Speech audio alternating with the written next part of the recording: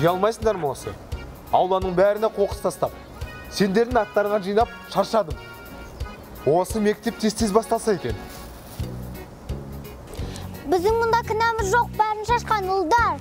Балмұздақ не болмаса чипсы жейді. Өтірік, өздері шашып бізге жапа салмақшы. Беттерін сүртіп тастай салады. Не болмаса шашын тарайды. Жетер. Маған кімнің шашқаны қызықты емес. Тағы да қоқыс көретін болсам, бәрін бірге жинайсыңдар. Түсіндер ма?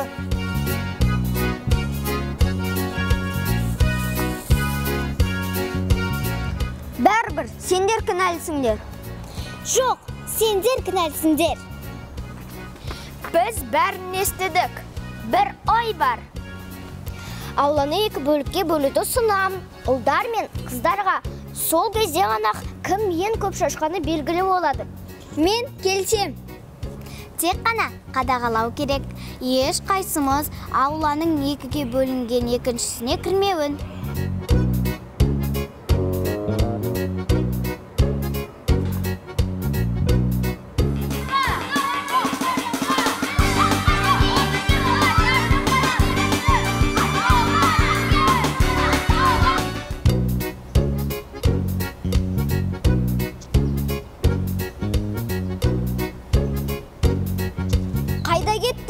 Қыздар, өздеріңізіне қараңдар.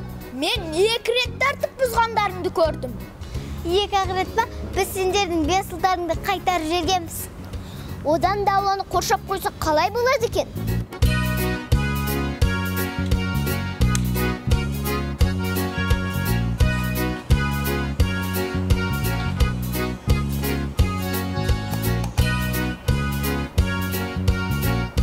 Мен сондай шаршадым, әрі тамақтанғым келіп тұр.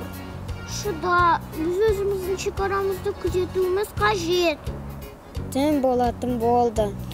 Біреумізді түнгі күзетке қалдырмыз қажет. Түнде бірі қоқыс тастап кетсе тағы.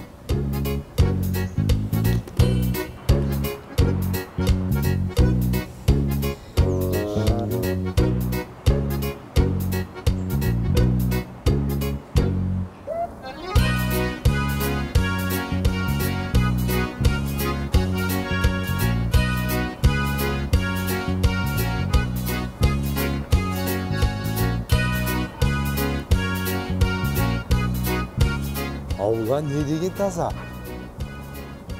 Сендерге не болған өзі? Соны білгендей, мен сендерге тәттілерді алып келдім. Осында жүріп ұйықтау қажет. Осыдан соң ешқандай шекара болмасын. Солай болсын, бір апта сыпыруға дайынмын. Мен бір айға да келісемін.